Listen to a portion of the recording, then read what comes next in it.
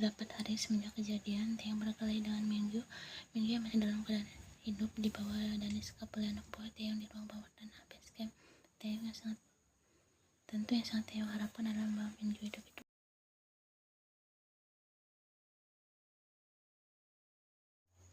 Selama 4 hari juga ia telah tinggal di mansion Taeyong. Selama itu Yan merawat kekasihnya mulai dari menggantikan perban, mengobatinya, menyuapinya makan, dan hal lain sebagainya. Lukanya sudah kering, jadi sudah boleh buka perban ya, kata Yan lembut pada Taeyong.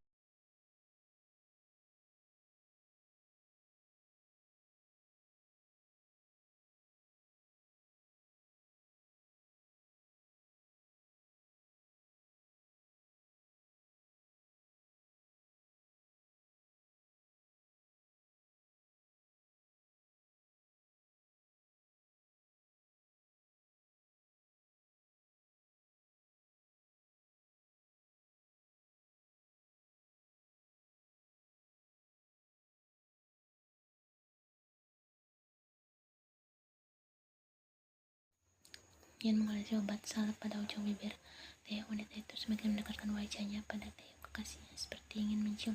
Selesai, kata Yan.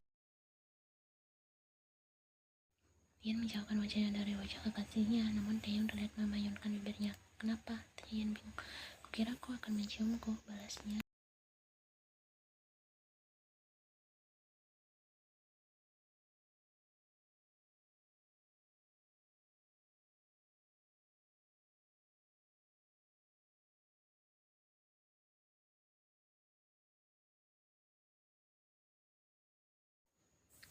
Maaf, aku tak sengaja, balas wanita itu. Cium aku karena sudah membuatku sakit, kata Taeyong. Yan akhirnya mengalah. Segera dia memajukan tubuhnya dan wajahnya. Dia mulai Taeyong namun hanya kecupan. Setelah itu segera dia menjauhkan wajahnya pada wajah kekasihnya, namun dengan cepat Taeyong menahan tubuhnya.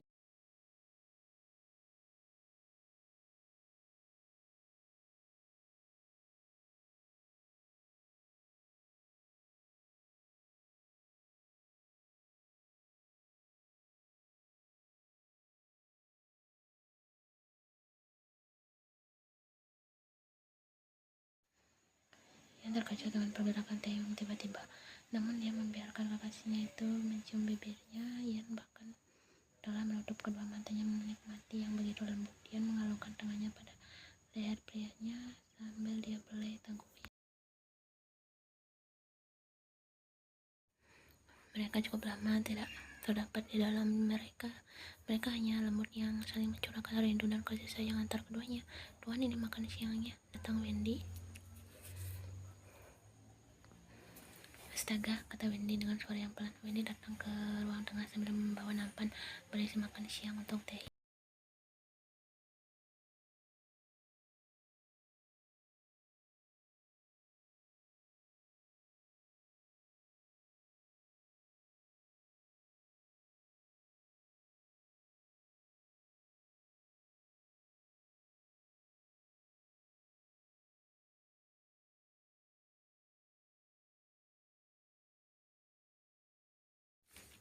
Lekas Wendy membalikan kembali tubuhnya saat Yan memanggilnya.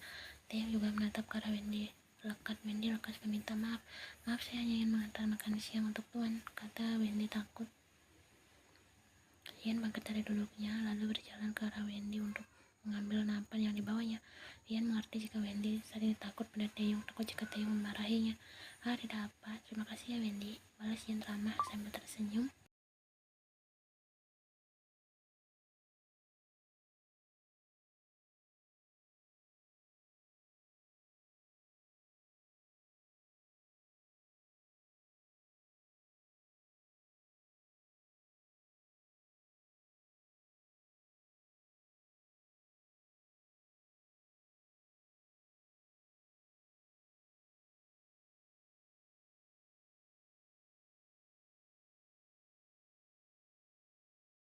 Yan akhirnya sudah menuruni tangga untuk menuju ke ruangan bawah tanah mansionnya. Yan mengikuti Taeyong ke sana karena kekasihnya itu akan mencari suatu barang di gudangnya. Sudah lama dijelaskan sebelumnya jika ruangan bawah tanah mansion Taeyong terdiri dari beberapa ruang yang cukup banyak.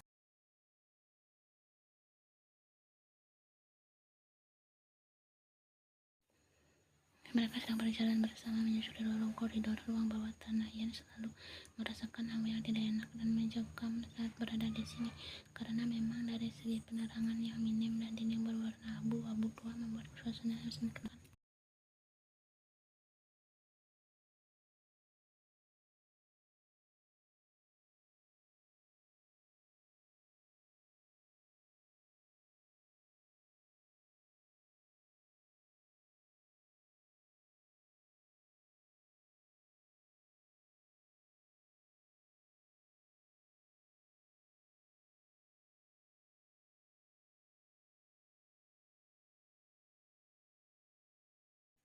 Theo, ini ruangan apa? Tanya Ian penasaran. Theo menoleh saat pada Ian saat dirinya dilontarkan pertanyaan tersebut. Dia terus berjalan namun sambil bercerita. Ruangan yang digunakan untuk mengeksekusi. Di situ biasa kami. Ian menelan salivanya takut. Dugaannya benar. Mungkin noda kehitaman pada lantai dan adalah yang sudah mengering. Pantas saja dia merasakan hal yang sangat tidak enak. Ian yakin pasti sudah banyak orang di sana. Tiba-tiba beluk-beluknya berdiri. Dia merasa roh dari orang-orang yang itu bergentayangan di ruang bawah tanah ini.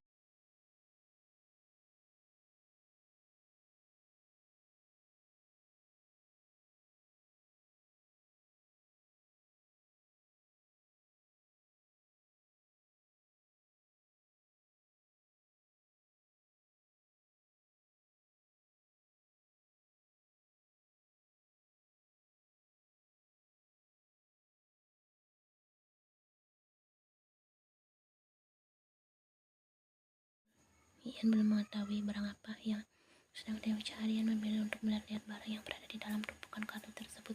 Dia membuka satu kardus yang berada di dekatnya. Dia melihat di dalam kardus terdapat banyak yang sudah tidak terpakai. Ian tidak antusias sehingga dia memutuskan untuk menutup kembali kardus tersebut dan membuka satu kardus lainnya yang berada di sebelah kardus berisi. Saat ia membukanya, dia melihat benda seperti buku yang berukuran kecil, mungkin seperti album foto. Karena penasaran, lekas diambilnya.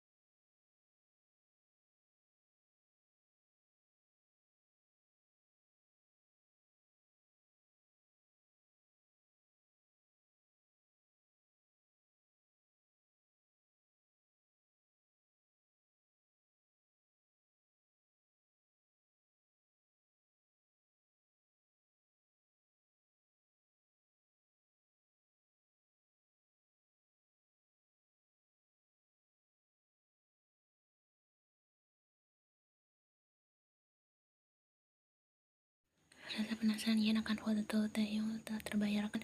Lalu dia menyangka jika Taeyong sama sekali tak memiliki foto masa kecil dan keluarga, karena pada saat pertama kali dirinya datang ke mansion, dia tak menemukan keberadaan album foto yang terpajang.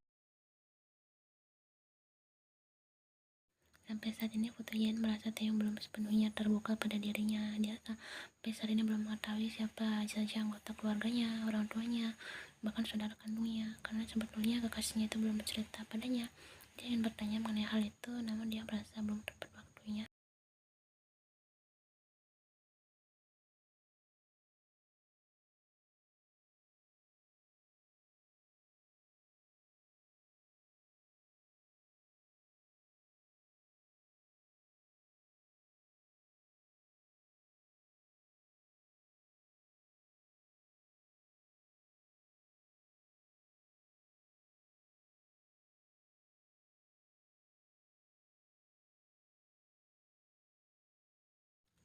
Jangan sentuh barang itu, perintah Taeyong tiba-tiba.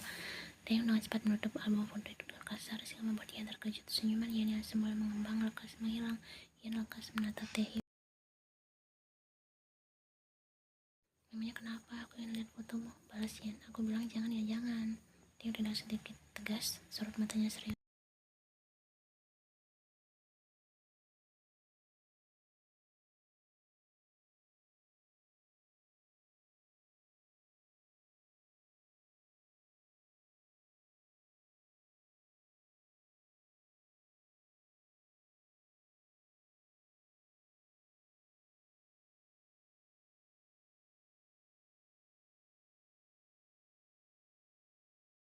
Ia terus berjalan menyusuri ruangan gedung, lalu dia mendapati sebuah benda panjang berwarna hitam di belakang tumpukan kardus besar. Segera dia menyingkirkan kardus tersebut, kemudian terlihatlah keberadaan piano di sana.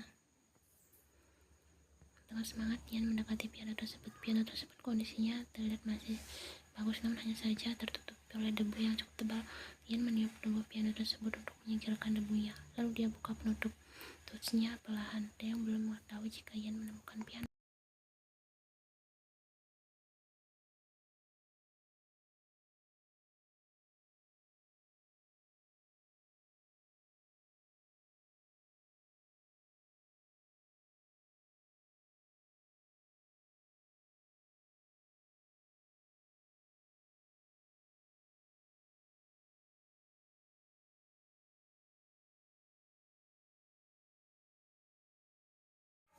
Taeyong lekas membalikkan tubuhnya terkejut saat mendengar bunyi piano. Dia melihat kekasihnya menemukan bahkan memainkan piano tersebut dengan langkah besar. Taeyong mendekati Ian.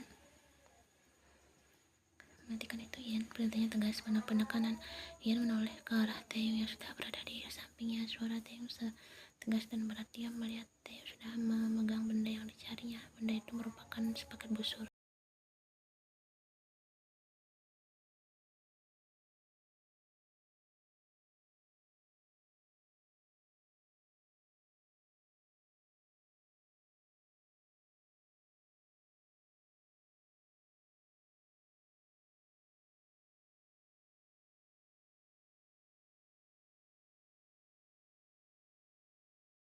Taeyong terlihat sudah melangkahkan kakinya keluar gudang. Benar-benar akan meninggalkan kekasihnya.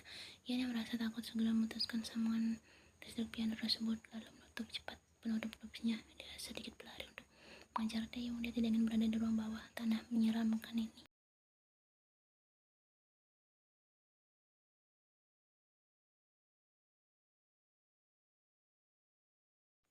Ian sedang duduk santai di sofa. Pemandangannya mengarah ke arah luar, yaitu halaman belakang mansion. Di sana dia melihat Taeyong sedang seorang diri. Dia mencari di gudang tadi karena ingin.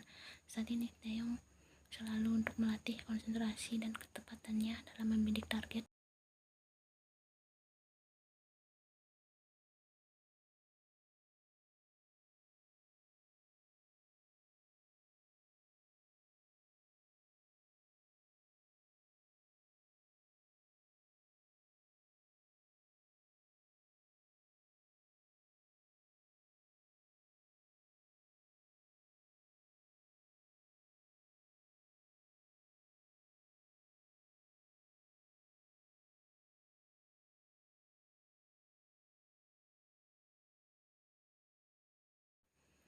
Selain melihat Taeyong yang tengah memanah, Ian mengambil album foto milik kekasihnya yang tadi dia simpan di sakunya. Dia buka kembali foto itu untuk kembali dilihatnya. Dia tersenyum melihat foto masa kecil kekasihnya. Bahkan dia dapat melihat foto wanita dan lelaki dewasa yang dia rasa itu adalah orang tuanya. Dia terlihat sangat mirip wajahnya dengan ibunya.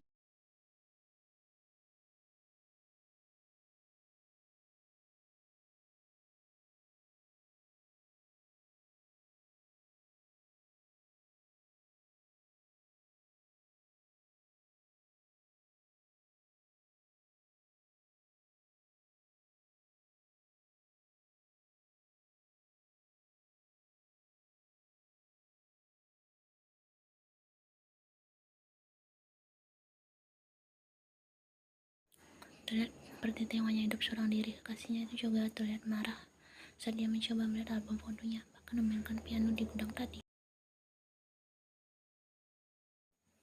Ian bingung mengapa Taeyong seperti itu. Bahkan dia baru menyadari jika ulang tahun yang berada di dalam foto tersebut bertuliskan Kim Taeyong. Ian semakin dibuat bingung. Ada apa dengan Taeyong? Ada apa dengan keluarganya? Mengapa Taeyong sangat menutupi hal ini? Jika memang Taeyong adalah bukan, mengapa dia tidak